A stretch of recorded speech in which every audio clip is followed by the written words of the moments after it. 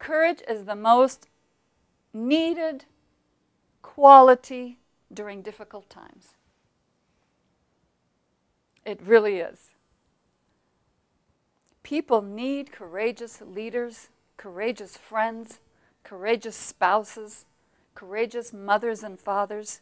They need those kind of qualities in people to get them through to the next point. People, when they're in trouble, are very receptive to guidance. When there are a lot of problems, it takes courage to break that logjam. And whenever we have problems individually, family, and as a society that we do right now, it is because we have a huge logjam that we can't break through and get through. The old paradigms are fighting with the new paradigms. And everybody demonizes each other and they call each other names. We want to break through that and go to the next level. So it is courage that is most needed right now, maybe in your own individual life, to make the changes that you need to take you to the next point, however you define that. And it is courage that's needed on a group level, so all of us together can be of better service to others. We need, as a group, to see where we can expand the wisdom of the teachings to more people all over the world. Okay, so what is courage? Courage is psychic energy which leads us to a planned and contemplated act of sacrifice. It is psychic energy. What does psychic energy mean? Psychic energy means the energy of who you truly are, your essence. You know, when you have done courageous acts, it is something inside you deep that compels you to do it.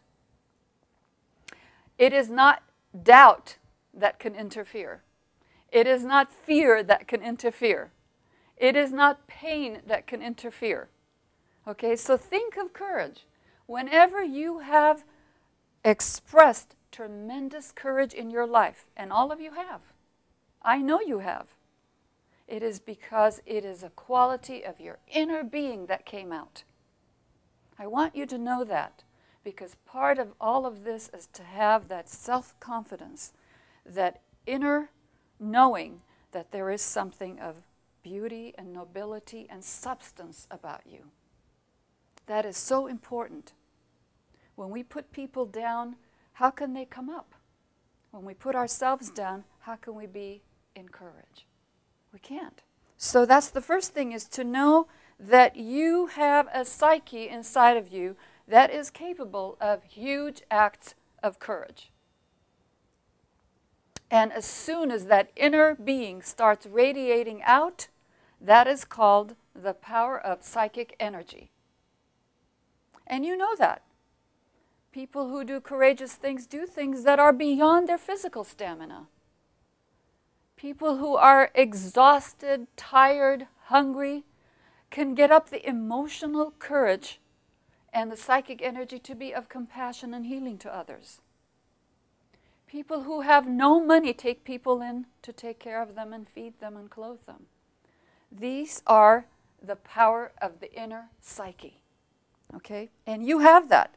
So contact with your true self means to have an experience of freedom from all limiting factors of your personality. So know, whenever you have expressed a courageous act, courageous words, courageous thoughts, courageous changes inside of you, it is because you have identified with your true being. You haven't let the personality waylay you. Okay? Courage cannot be attained in one day. We work on it for lifetimes. So we can think of our chalice, the repository of wisdom, containing a lot of courage. Love takes courage. Truthfulness takes courage. Purposeful, divine living takes courage, doesn't it? So you could see that your chalice, your treasury, is full of courage when it is full of light, love, and divine will. So you work on it little by little. Little acts of selfless service. As a mother, you have courage every day. As a father, you have courage every day. As a co-worker, you display courage every day. You show up, no matter what is happening in your life, and you work, you produce, you become creative. So as a disciple also, you have courage every day because you have faith in human goodness. Disciples are people who have faith in the ability of human beings to change. If you didn't have that faith, why would you study the spiritual teachings? It would be for nothing. You have faith, and you've seen it. So it takes little acts, daily acts, lifetimes and lifetimes of overcoming obstacles on behalf of your own higher self and on behalf of the higher needs of other people. And we do this little by little, tiny selfless acts of self-denial, and let me also say denial of the pull of our physical, emotional, and mental habits. It takes courage. So think about that. So psychic energy, the energy of your psyche or yourself, starts flowing out of you every time you have an act of courage. And the more it flows, the more you build your higher self. Now, courage is not just all about you. Every time you pinpoint a courageous act or a courageous person, you see that that person or that act was on the behalf of others, of the well-being of others. So immediately it brings to mind that courage is all about group, unity, and bigger benevolence. Now there are 8 landmarks for courage as it expresses itself. Let me go through them briefly, one by one. And in the next month, think about as many of these as you can remember. And if you don't remember them, I'm going to put them online under one of my lectures, and I will write the 8 keynotes that were discussed in this lecture, so you can go on the internet under lectures on our website and just pull them out and make them your points of meditation. You will see how in a month, when we come to the next full moon of Leo, you will have appreciated these qualities of courage a lot more than you may right now.